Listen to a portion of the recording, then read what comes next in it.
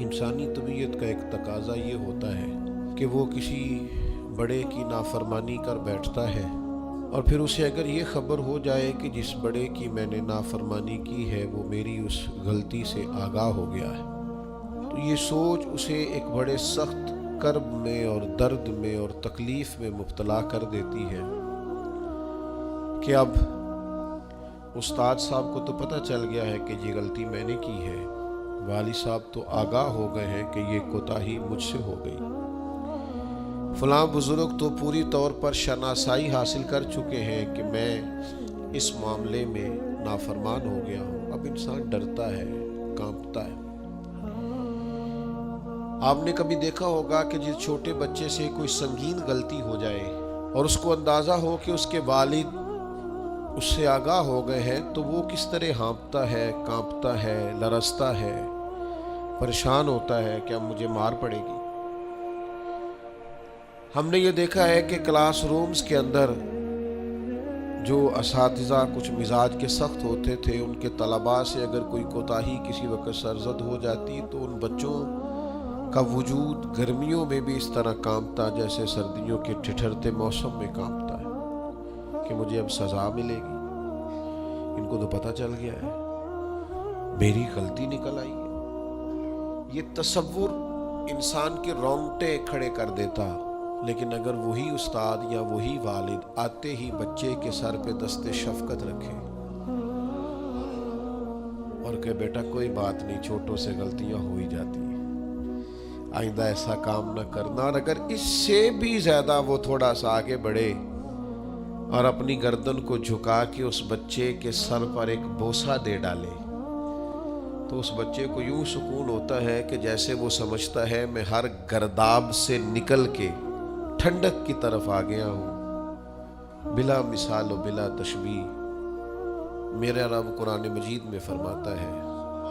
قُلْ يَا عِبَادِيَ الَّذِينَ أَسْرَفُوا عَلَىٰ أَنفُسِهِمْ، اے محبوب فرما دو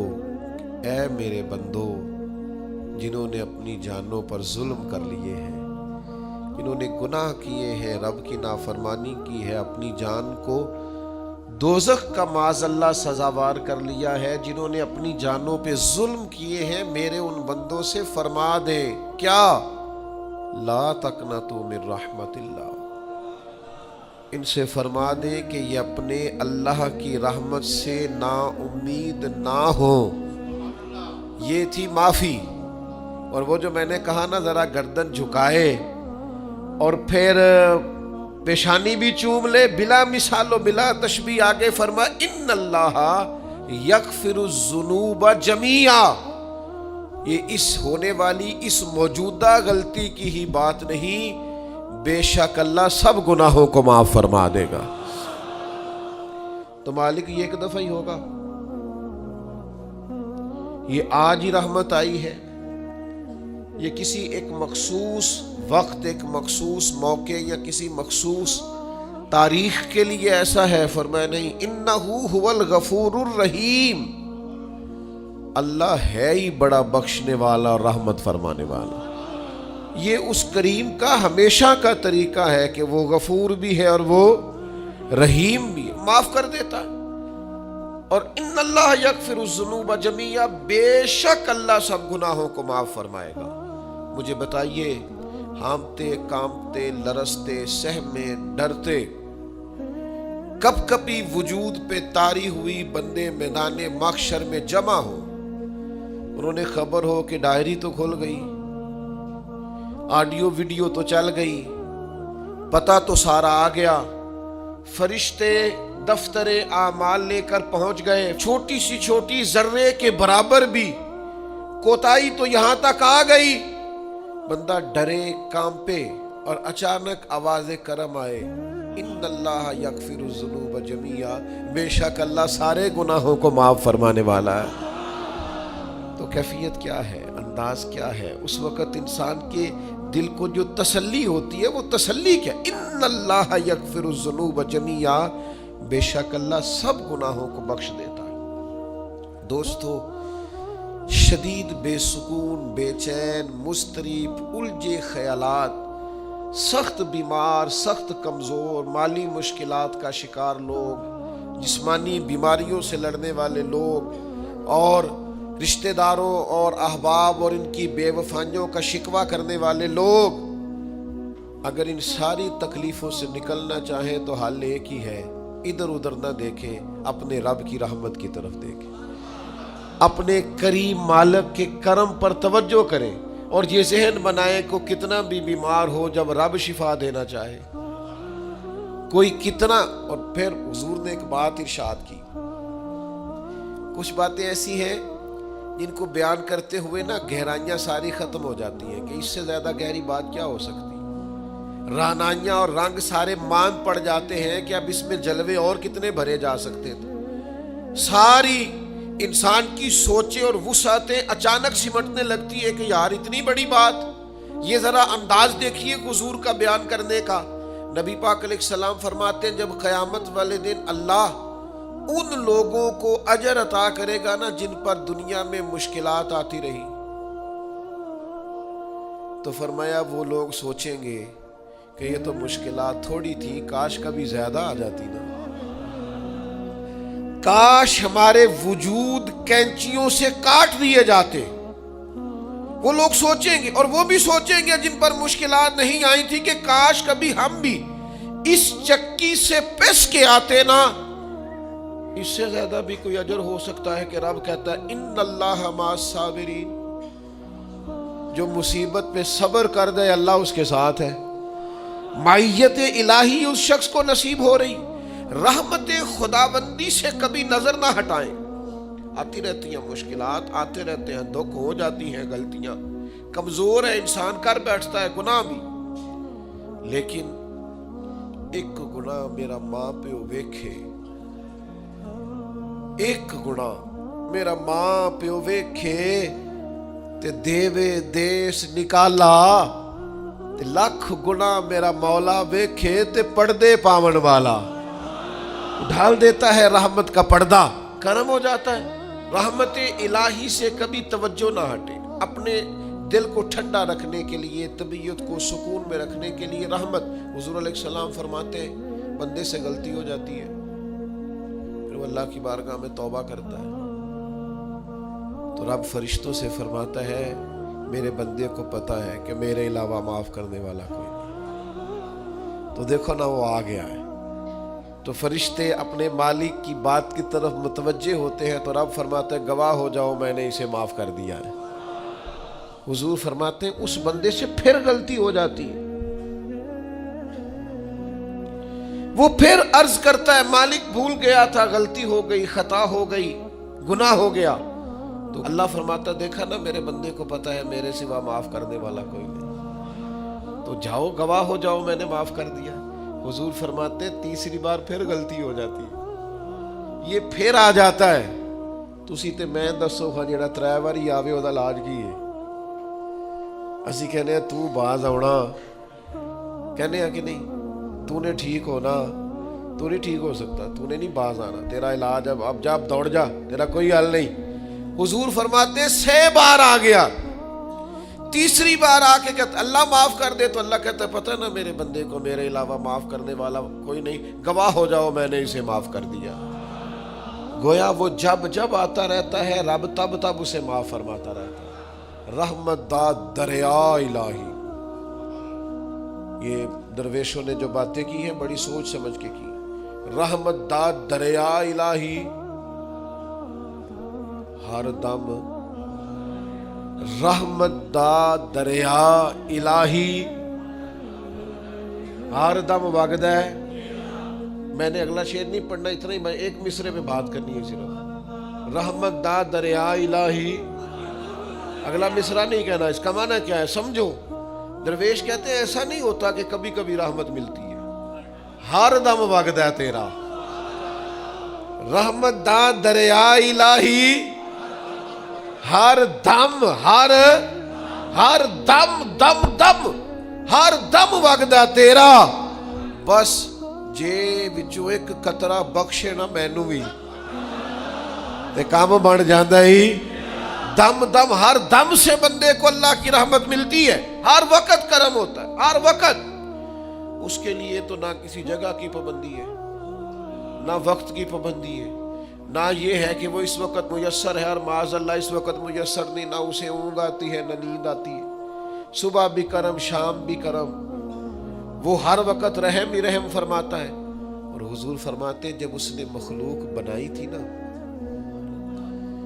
اسی وقت اس نے اپنے عرش پہ لکھ دیا تھا، لوگوں میرا غضب زیادہ نہیں، میری رحمت ہی زیادہ ہے۔ جس نے بنانے سے پہلے کہا تھا، بنانے سے کروں شکر کتنا اور فخر کتنا کروں، تیرے کرم نے مجھے فائز المرام کیا اور بنا کے سید عالم کا امتی مجھ کو گناہ سے پہلے ہی بخشش کا انتظام کیا۔ جب حضور کا امتی بنایا تھا نا تو گناہ تو بعد میں کرنے تھے نا، امتی بنا کے بخشش کا بندوبست پہلے کر دیا ہے۔ بخشش کا بندوبست میں زیادہ نہیں کھول سکتا اس بات کو، غلطی بعد میں ہونی ہے، بخشش کا بندوبست پہلے۔ اور حضور فرماتے رب نے مخلوق بنائی تو یہ لکھ دیا کہ لوگوں یاد رکھنا غضب زیادہ نہیں ہے، رحمت ہی، تمہیں کرم ہی زیادہ ملے گا۔ اچھا حضور نہ کئی طریقوں سے اس رحمت کو بیان کرتے ہیں، کئی زاویوں سے، کئی مختلف انداز سے اللہ کے کرم کو لوگوں کے سامنے اجاگر کرتے ہیں۔ حضور علیہ الصلوۃ والسلام کے سامنے نا ایک جنگ کا موقع تھا تو ایک عورت کا بچہ گم ہو گیا۔ یہ نا ساری گھنٹیاں بج جاتی ہیں اگر کوئی بچہ گم ہو جائے، جتنی گھنٹیاں ہوتی ہیں نا، دل کی بھی، روح کی بھی، کانوں کی بھی، ساری گھنٹیاں ہی، مطلب آپ فوری طور پر جو لٹک جاتے ہیں نا زمین آسمان کے بیچ کے، بچہ بڑی دیر سے مل ہی نہیں رہا، وہ جو ایک وقت ہوتا ہے نا وہ پل صراط پہ گزرتا ہے، یہ آسان ڈاکٹر کہہ دینا رپورٹ کرا لو مجھے فلانے سخت موذی مرض کا ڈر ہے، تو وہ رپورٹ کرانے کے بعد جو اس کے نتیجے کا انتظار ہوتا ہے نا، وہ جو کرب ہوتا ہے وہ خطرناک ہوتا ہے۔ آپ بات کو سمجھیں، انسان کو محسوس ہو کہ میرے جگر کا پارا، میرا ٹکڑا، میرا بیٹا مل نہیں رہا، تو کیفیات کا رنگ اور ہو جاتا ہے۔ یہ ایک وارفتگی ہے نا، بچے کے ساتھ پیار ہے۔ ایک جنگ کا موقع تھا، نبی کریم صلی اللہ تعالی علیہ وسلم تشریف فرما ہے، ایک عورت کا بچہ گم ہو گیا، وہ بڑی بے چین ہے، بڑی نڈھال ہے، بڑے کرب میں ہے، تڑپتی ہے، کبھی ادھر بھاگتی کبھی ادھر بھاگتی، کبھی اس سے پوچھتی کبھی اس سے سوال کرتی، تلاش رہی ہے اپنے بچے کو۔ تو یہ سارا منظر، یہ ساری تصویر لوگوں کی آنکھوں کے سامنے، تو اس کرب کو ہر شخص محسوس کر رہا تھا، اس کی کیفیت کو ہر آدمی اپنی آنکھوں سے دیکھ رہا تھا۔ اللہ کے حبیب علیہ الصلوۃ والسلام نے عین اس وقت جب لوہا پورا گرم ہو گیا، ذہن پورے تیار ہو گئے،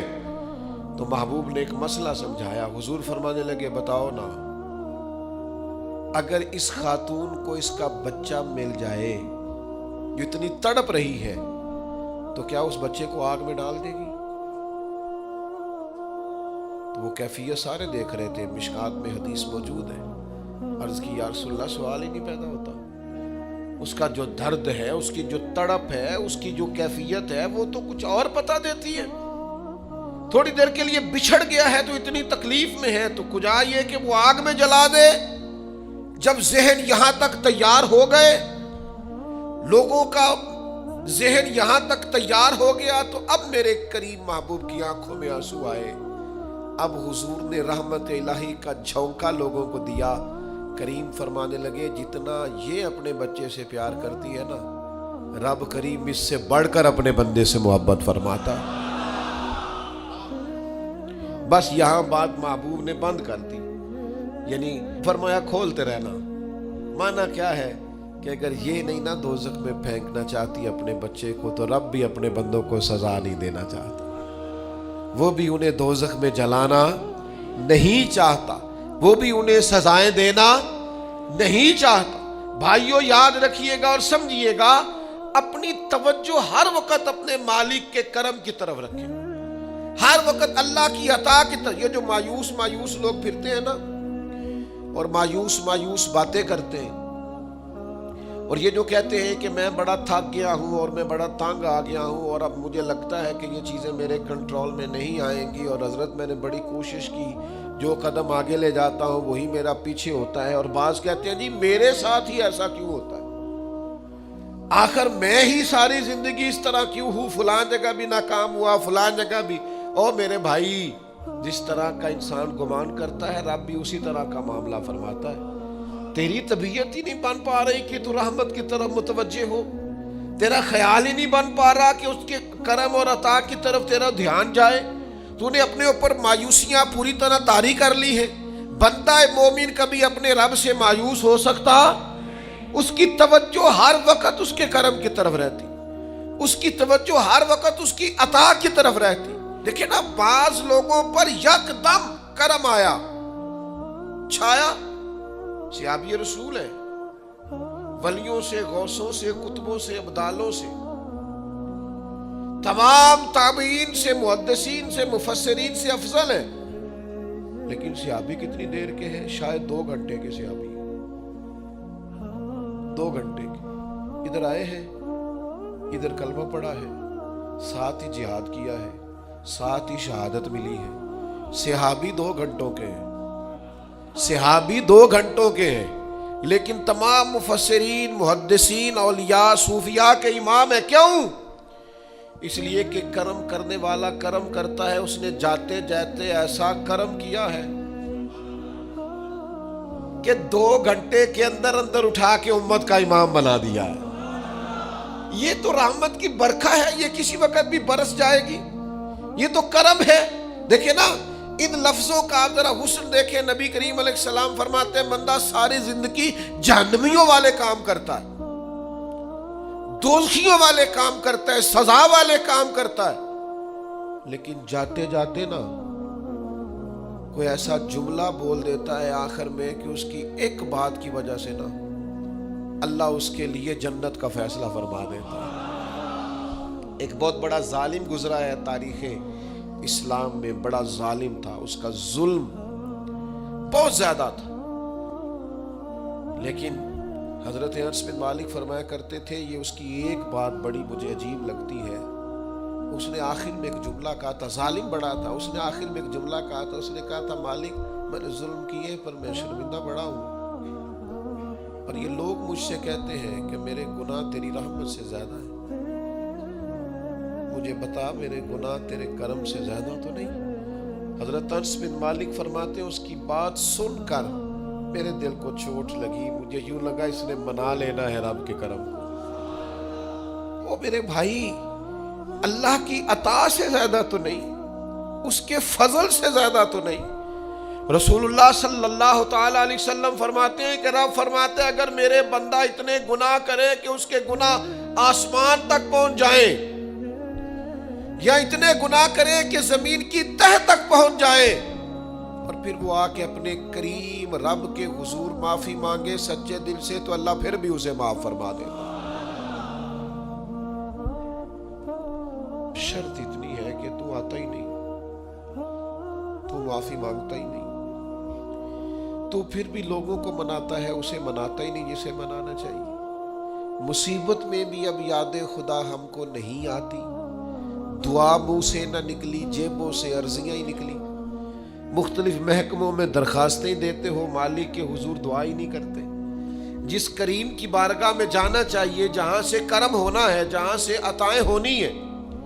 اس طرف متوجہ نہیں ہوتے، اپنے کریم کو منانے کی صحیح نہیں کرتے۔ میرے بھائیوں، اللہ کی رحمت پر ہر وقت کامل توجہ، اللہ کے کرم پر ہر وقت توجہ، وہ بخش دے گا، وہ مہربانی کرے گا، وہ عطائیں کرے گا، وہ اپنے بندوں سے درگزر فرمائے گا۔ یہ شوق ہر وقت طبیعت میں قائم رہنا چاہیے،